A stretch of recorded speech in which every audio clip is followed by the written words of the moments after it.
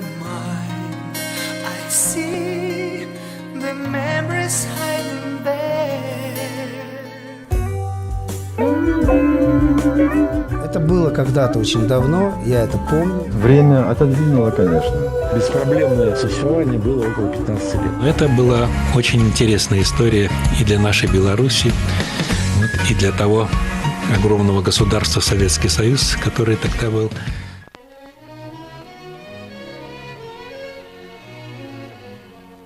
In the 1950s, the curtain separates the Soviet Union from the outer world. The complete lack of new music and information about it.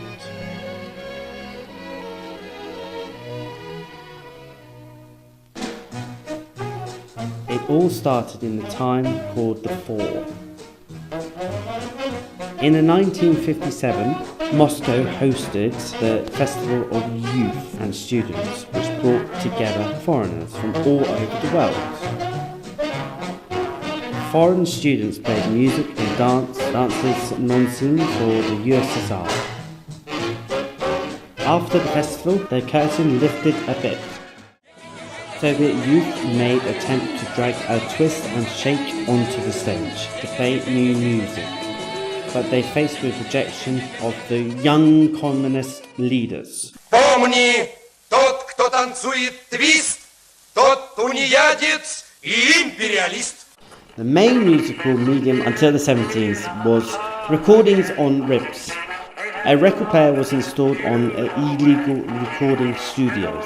A recorder, the cutter of which picked up some vibrations, cut a sound track in the X-ray. Sometimes the westernized films reached the USSR.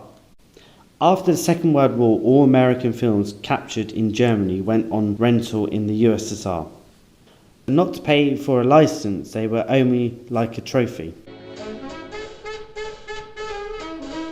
One of them, Sun Valley Serenade. The time has pushed back those days, but I remember everything. When I watched this film, I realised that there was other music in the world. By the mid-60s, the Beatles' music leaked to the Soviet space. The Beatles appeared an example of imitation for us, but there were no other authorities to follow.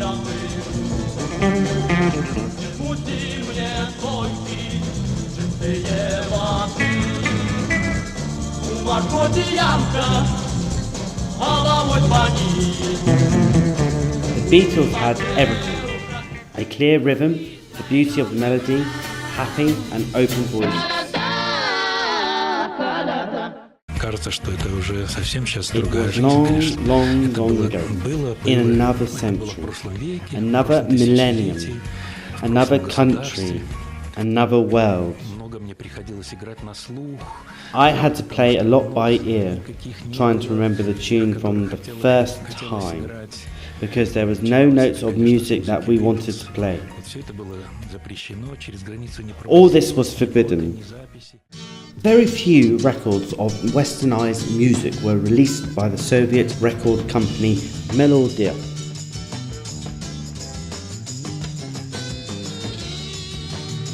But real branded discs could be obtained only on the black market and sometimes for a very big money. The discs reached the Soviet Union by forbidden way. The musicians who went on tour, scientists who went to international conferences, sailors of merchant fleets brought them at the risk of losing them at customs and getting a rejection to travel abroad in future. Foreign students who studied in the USSR were asked to bring their discs of westernized singers. When the first Soviet tape recorder appeared, it was like a window into the world. Soviet musicians felt the right to freedom of expression. They wanted to speak, but new music was not born here. So there was no rock music in this country. That's why Soviet musicians were sure that these songs can only be sung in English or at least another foreign language. Это было когда-то очень It давно. happened Я a это long, помню. long time ago, and I remembered it. In the last grades of the school, we were informed that the group Minstrels, we even had a beat club in one of the cellars of our house. We rehearsed there on our first guitars, which were made by ourselves. We called them boards. We carved them out of wood, then polished them. At night, we sneaked through and voiced of America and other radio stations to listen to forbidden music. Слушай программу на волнах голоса Америки. But there was still little information. Говорит Радио Свобода. Westernized radio stations in the USSR were jammed out, but with the help of such devices, it was possible to catch westernized radio stations by passing the jams. Soviet culture developed, at least tried to do it. In isolation from the world, they copied the groups they could hear from the forbidden radio stations, all the musicians that came on tour to the USSR. All kinds of rock groups were considered as imperialistic and intelligence agents, trying to ruin the USSR from the inside. Later, when it became obvious that the folk choirs were not the kind of music that young people listened to, it was decided to allow the Soviet rock bands to say, let's listen to ours better than bourgeois, or else it's not clear what they are singing about. So the Soviet rock groups began to appear, but the songs for them were written by Soviet poets and composers. They all had one producer, the government. They were paid the same salary, about 7 rubles for a concert, regardless of the number of spectators. Sometimes they went on tour abroad, although a special person travelled with them. His task was to collect currency after the tour, bring it to the consulate and hand them over. Almost all the money went to the government. For example, the teen programme, Karel Gott, is paid 30,000 marks for a concert. The Soviet group was paid 30. That's the difference 1,000 times. Their repertoire and even their appearance were controlled. No long hair, no bright shirts, only strong costumes. Вот все это было запрещено. Длинные волосы – это хиппи, это все чуждо нам. Значит, надо было носить короткие стрижки. Мы подсознательно стремились быть узнаваемыми, а для этого нужно быть не другими. Где-то мы подстраивались, понимая, что мы живем в Беларуси, но и в Советском Союзе. Может быть, не всем это нужно делать. Песнярам, может быть, и стоило это сделать. Suddenly, against the background of young communist groups, unusual musicians appear. They struck like the Beatles did in their country. Very soon, their names became famous in all of USSR. Peznyary, which means minstrels, yes, they also passed this way from being allowed to play on the stage, having the repertoire controlled. And yet they played absolutely new music. Their leader, Vladimir Muladin, got a terrific idea to use old folk tunes to look like a folk group, but to play modern music. Из чего образовались песняры? How was Pесняры formed up? The great influence of the Beatles and the idea of Muladin to synthesize this style with Belarusian folk music. Was it a trick? On one hand, yes, and the musicians admitted, but on the other hand, they were so passionate and sang so sincerely.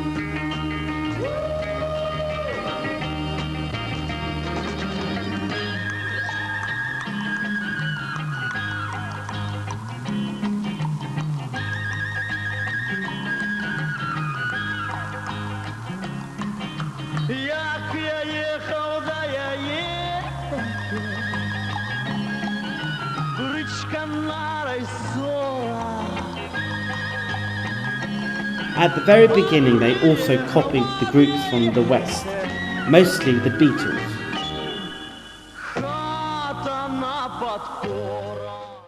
But they had their own original sound. No, not the sound of their electric guitars. Their vocals. Vladimir Muladen had a unique voice, and at the beginning he sang all the solo parts himself.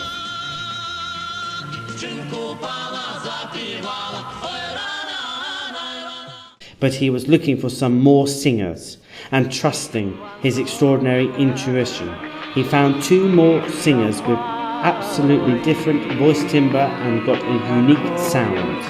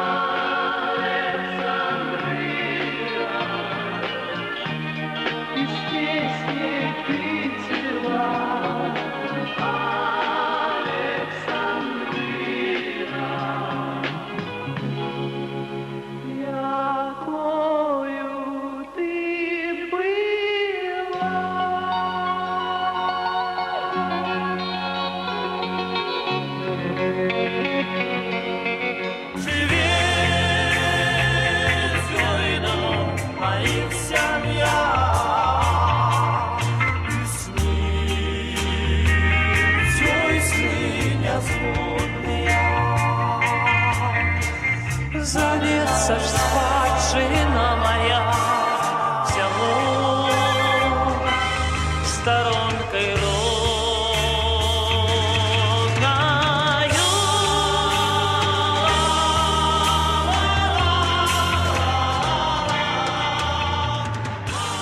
But Mullivan doesn't stop there.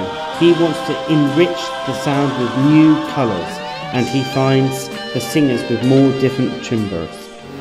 Заповедный напев, заповедная даль, свет хрустальной зари, свет над миром. Valery Donati. This is his first song in the group. He has been singing it for more than 40 years, and it has become a symbol of Belarus. Песняры заняли самый, в общем-то, золотой, можно сказать, период. Песняры took the greatest part of my life. I was young, but already had experience of performing and arranging songs. Как раз вот это вот время выпало на Песняры. Серой птицы лесной из далеких веков я к тебе прилетаю, Беловежская пуща. But the unique voice is not his only gift. His arrangements painted the sound with new shades. The first song he arranged was an ancient Ukrainian folk song that he heard from an old village lady. He arranged it in a 6-part vocal harmonies with really interesting chord and progression. It sounded slightly like a contemporary version of traditional song, which contrived ornamentation, a haunting vocal beauty. And the 6-part vocal harmonies has become distinctive feature of the group's singing.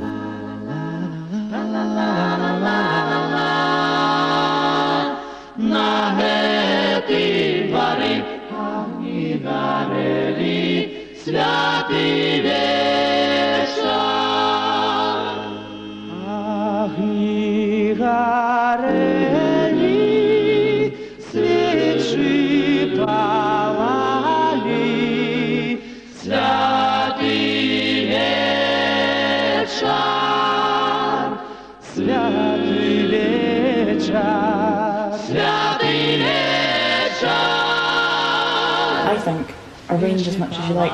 Actually, we're just playing tunes that we like, and we're not thinking about where they're from. It's almost like we've learnt all these different colours that we can add to our music from from the places that we've been and the music that we've played, and how we play the music as well, like the arrangement style. So we're using that palette of colours to make music. It's almost like learning more of a language and then making the sentences you want out of it. You take music and make it your own. Once they even sang Because, the Beatles' distinctive three-part vocal harmonies.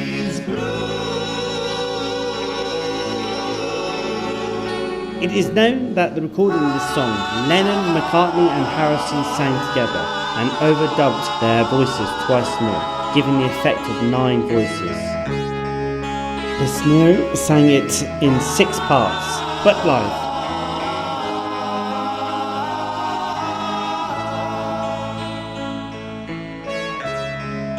Yes, they sang the Beatles' songs and the songs of other famous groups from the West, and sometimes their own songs sounded close to the other groups, but it was very little part of their repertoire, which they enriched and developed passionately and tirelessly.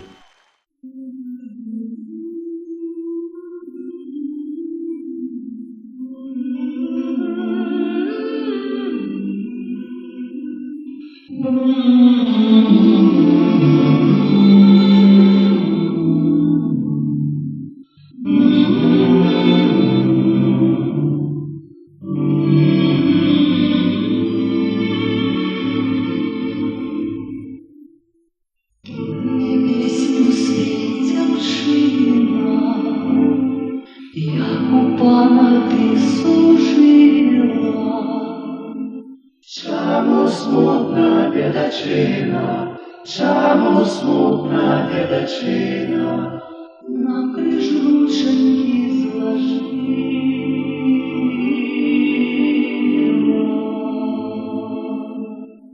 Уставала рано,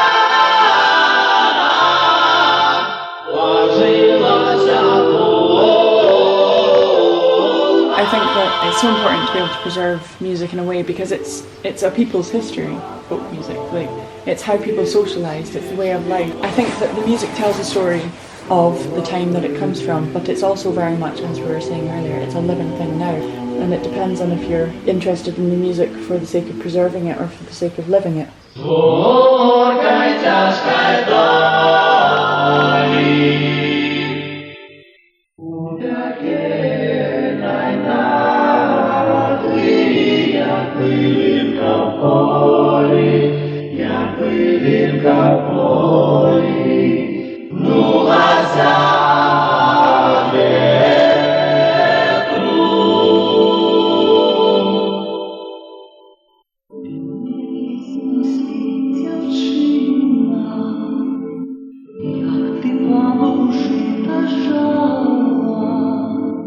Я згибала кругом спину, я згибала кругом спину, и там чим-то ты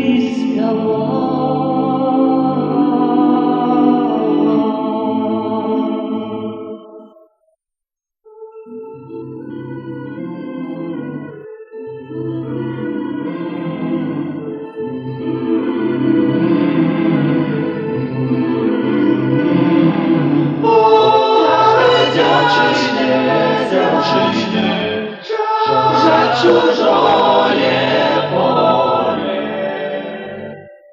намордное инее.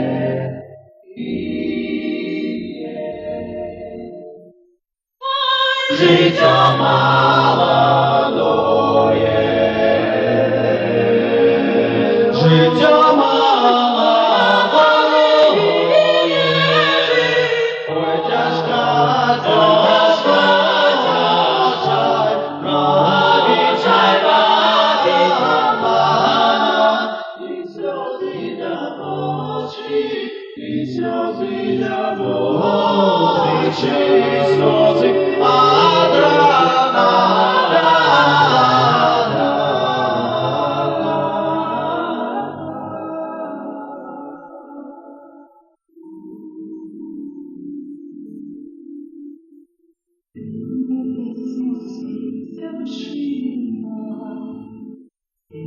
Тебе за твою красу водяне сиротиной, на водяне сиротиной. Выгнал он зимой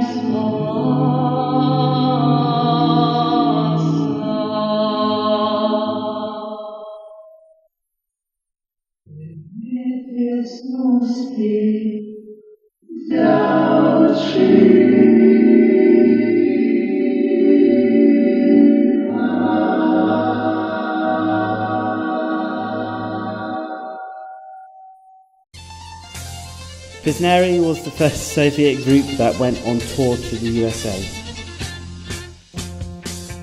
The curtain was lifted much higher.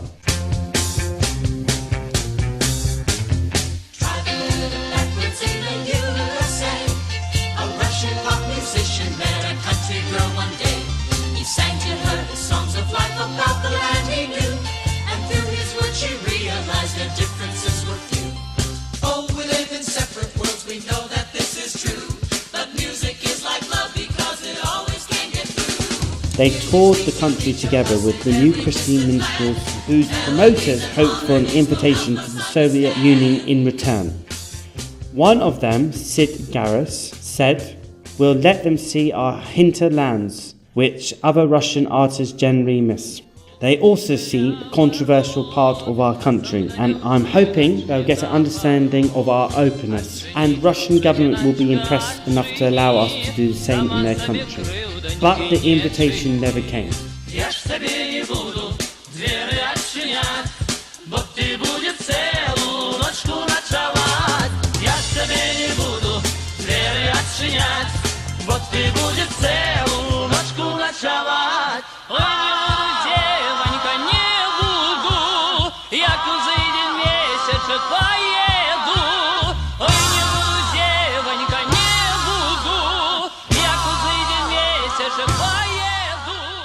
In their search for new songs, Vladimir Muladin opened for himself Robert Burns' poetry. Burns was considered a fighter for human rights and therefore his poems were approved by the government. But nobody among the musicians knew that Burns wrote his poems on the existing Scottish folk tunes. As a result, new songs appeared. Really interesting to hear the unusual way these guys took the tune and made it work for them. It can be discussed, but some of the new songs are really beautiful, especially Here's to Thy Health, My Bonny Lass.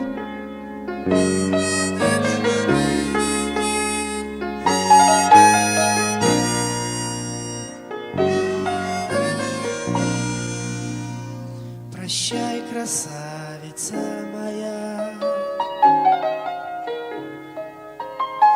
я пью твое здоровье, надоедать не стану я тебе своей любовью. Прощай, прости, перенести сумею я разлуку, а ты смекни да разочти, кому дашь ты руку. It's amazing how, even 250 years later, Robert Burns' songs and poems have such a universal appeal and speak to the hearts of the people all around the world. So Soviet fans opened for themselves another Robert Burns lyrical, tender, melancholic.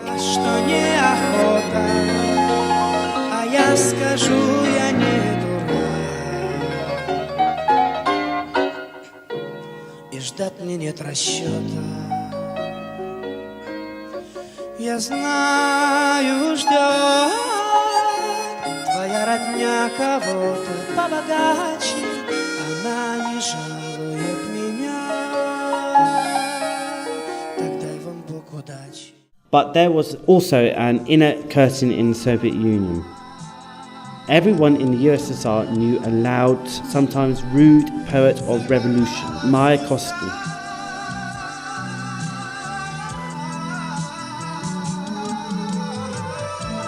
Pezhnary opened for the Soviet people his lyrical poetry, absolutely different from what they heard before.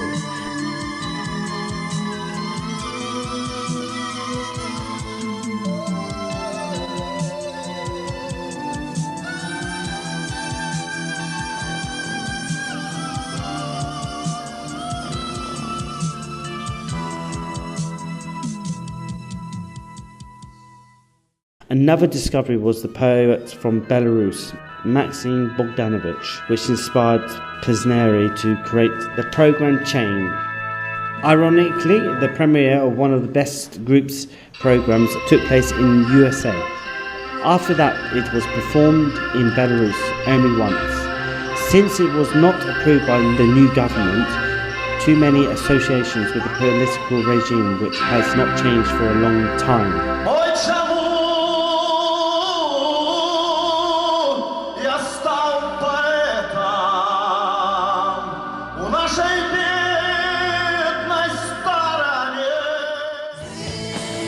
The 1990s, when the USSR collapsed, were difficult times. Some of the group's musicians left the country. Before going to the USA, the composer Alexander Rostropchin wrote some songs in English for the group. Here's one of them, Memories.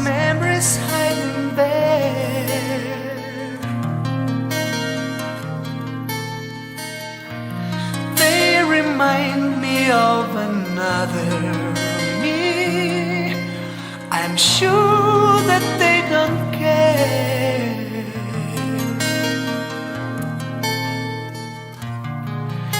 They always hurt me so.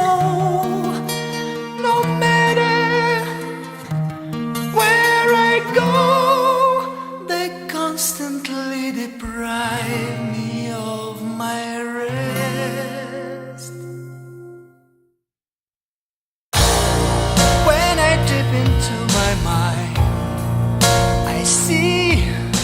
The memories hiding there.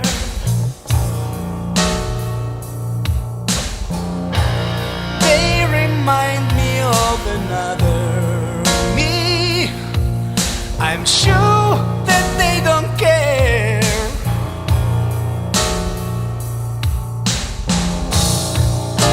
They always seem so real. No matter how I feel.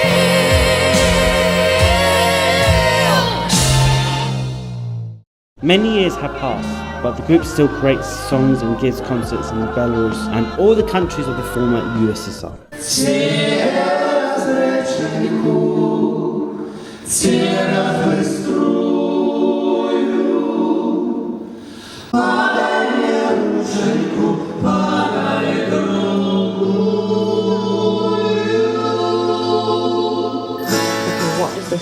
What does this tune say to me? What do I want it to say to an audience?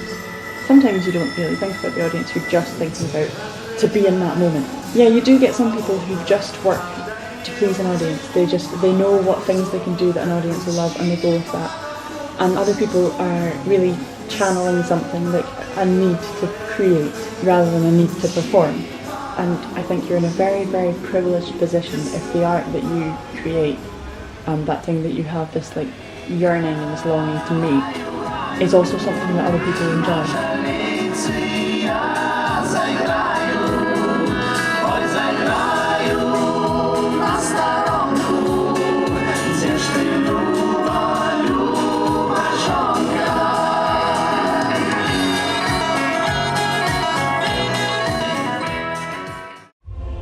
In September 2019, Peznery had the 50th anniversary and their music is popular today as well.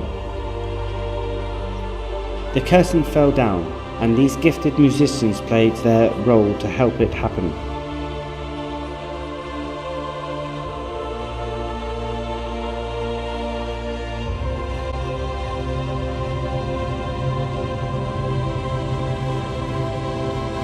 Мы можем заниматься той музыкой, которая нам нравится. We are playing the music that we love.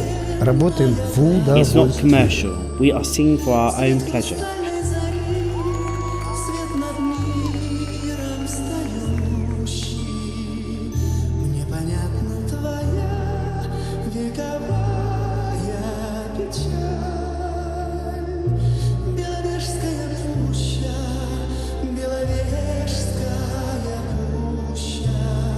Singing, especially polyphonic, has the ability to charm.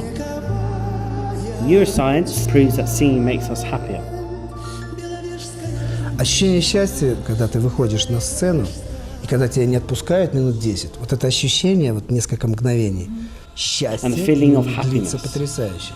I feel it when I'm on stage. The feeling that you are flying. You feel like you are in another wonderful world where everything is in harmony and you want to stay there forever.